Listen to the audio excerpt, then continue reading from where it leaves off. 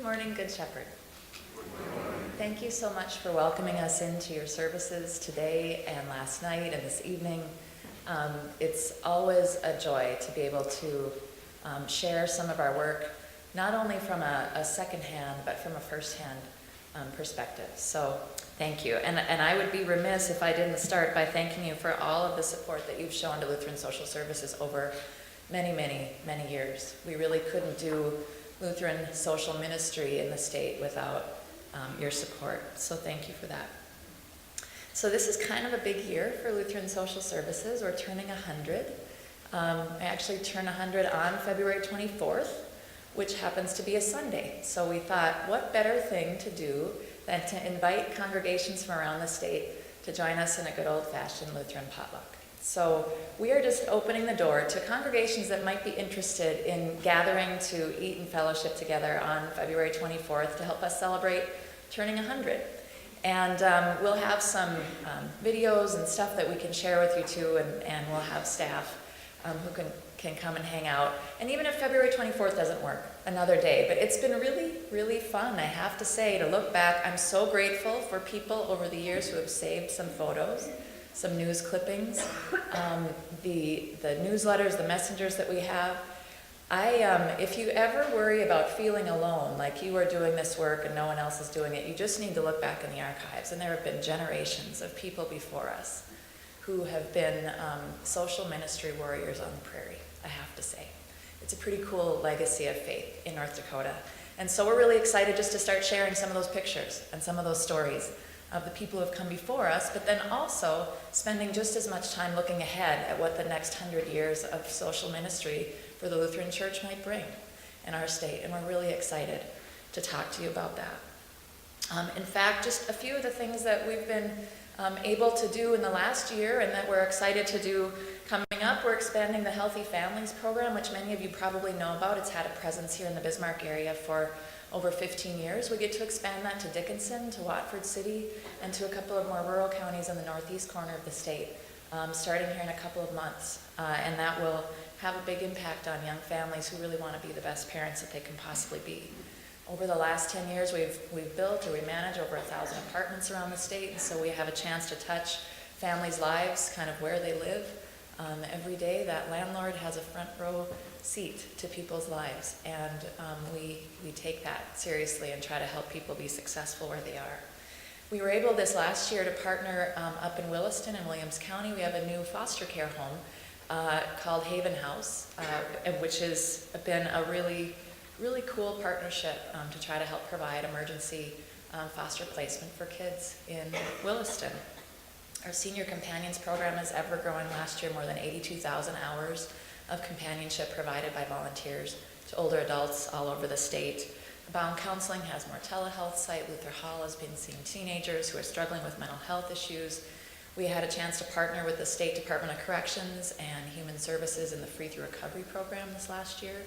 So we've worked with over 120 men and women who are exiting the state prison system, trying to help them find their new normal back in their home communities when they're struggling with mental health or addiction issues.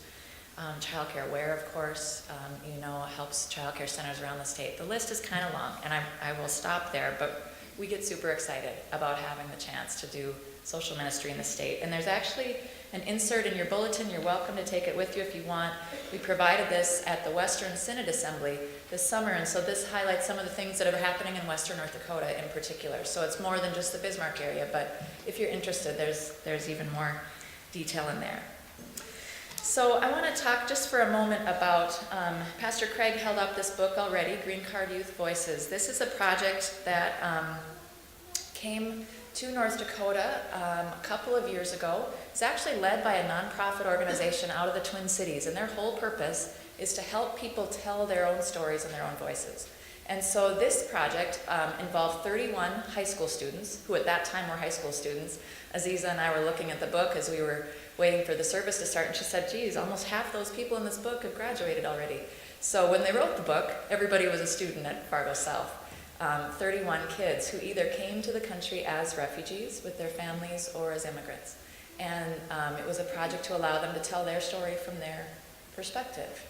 And it's It's a perspective on refugee resettlement that many of us don't often get to hear. It's told from a child's perspective. So when all of these young men and women came to the United States, they were children. And so you get to hear a little bit about that story through the eyes of a child and how the things that stuck out to them. As you read, if you read this book, and they are for sale in the entryway if you'd like one, you'll see a lot of observations about flying for the first time, about leaving friends, about making new friends, about what it felt the first time they stepped off the plane and it was much, much colder than where they left. And all of those things that, if you think about it from the eyes of a child, are perhaps a different perspective than that of their parents, who had lived a different story on the way to making that decision to have to flee their homes. So I've found it to be a real gift.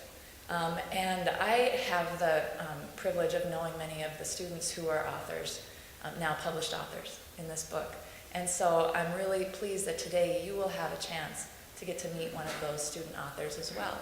And so Aziza Kabura is going to come up in just a moment, and she's going to read her story as she wrote it from her perspective. Aziza came to the United States when she was 14, knowing some English, but perfecting that language in just a very short time, if you ask me. Her parents were born in the Congo and Burundi. She herself was born in Zambia. And it's just an example, as each of the students in this book are their own person, but what they have in common is a real resilience and a real desire to build a future and to build a life. So Aziza, if you want to come up, Aziza's finishing her time at Fargo South. She's a senior this year. Works at a local store in Fargo, is just a busy young woman, as you'd imagine. And I have to leave this book and not take it with me, so I need a note to myself, because you need it. So I'm going to give this to you, and then I'll come back. Okay, my name is Aziza Kabura, and I was born in Lusaka, Zambia, the capital. My mom was originally from Burundi, but because of the war, she moved to Zambia with my dad, and my dad was from Congo. They got married in 1999, and I was born in 2001. When I was around 6 years old, my family moved to the Maeva refugee camp because my dad was not happy with how others were treating us, because they were not Zambians. We moved to the refugee camp because anyone, despite his or her nationality, can live freely in the camp. Thus, we ended up staying at the camp for 3 years. The camp was fairly large. We lived in a small subdivision called Maeva D. Some people were attempted to cultivate food for themselves to eat, since they didn't have any other means of getting their food, because jobs there were not a lot. Despite this, life was still somewhat difficult. It was hard for me to understand other people because I did not know how to speak their languages, such as Swahili and Kirundi. Luckily, because I grew up speaking English, schoolwork was easy for me, since they used English as the primary language in the camp school. After living in the camp, we were allowed to move to anywhere we wanted because of a special card that they gave us that identified us as citizens of Zambia. We moved back to Lusaka, Zambia, and lived there for a total of 4 years. During those 4 years, my brother was born. After my sister died 2 years ago. We moved back to Solwezi, Zambia. It took my parents 16 plus years to get us a spot to go to America. Some people we knew were going to Canada and the UK.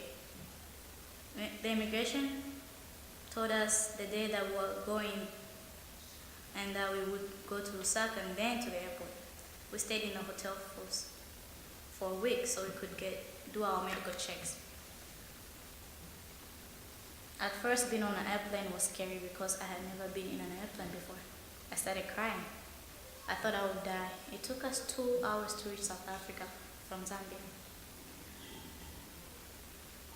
After they checked everything in our bags, we had to board another airplane.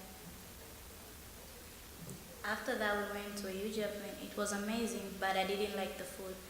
I had not slept since we started the journey 22 hours before. I was sitting beside my dad and my mom was sitting with my brother. We went from South Africa to New York, then Dallas, Texas. Then after Dallas, Texas, we landed in Houston, Texas, where I lived there for 1 year before moving to Fargo. Seeing our new apartment in America was kind of weird at first. I thought, why am I in this place? I thought there would be more people who looked like me, but I guess not. The social worker told us that if you were going to somebody's place, you had to notify them that you were coming. In Africa, it is okay just to show up at someone's place unannounced. I saw a lot of people speaking Spanish. I wondered who these people were. They were white and I was black. My mom explained that there are many kinds of people in America and we should be respectful to all of them. In Africa, I was in 9th grade. Well, I finished 9th grade, I was going 10th grade. In America, they were telling me that I had to start in 8th grade. I was 14, so they said I was too young for high school. They took me to a middle school where I had to wear a uniform, which was not totally different from where I lived. Certain grades wore certain colors. I didn't like wearing the uniforms at all, because I was used to wearing a skirt and not pants. I told my teachers that I didn't want to go to school. They told me that if I missed school, my parents would get in trouble, so I went.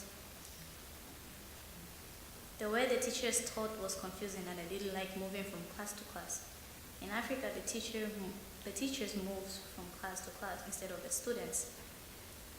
My dad had a hard time finding a job, so we had to move to Fargo.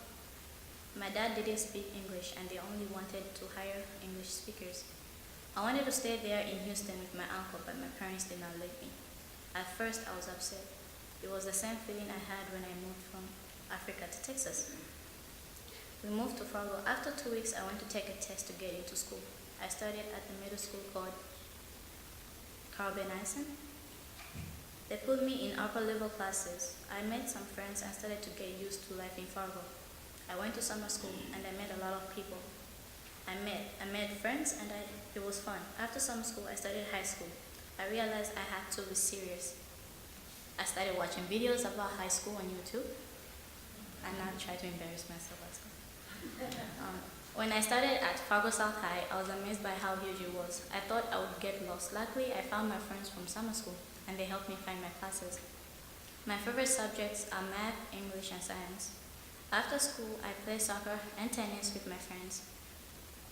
My dream is to study hard and go to college. I would like to study science and do something with medicine. After that, I have accomplished my first dream. I wish to go back to Africa, build a house and a school. It will be a free school because not schools in Africa cost money and many people can't pay for school. I want to help kids learn, have a better future and be happy. And since I wrote this book last year, something's changed. I don't know about college yet, but I already signed up to be in the National Guard. So I'll be taking my test this month or next month, and I'll be going for my basic training in the summer. So yeah, thank you.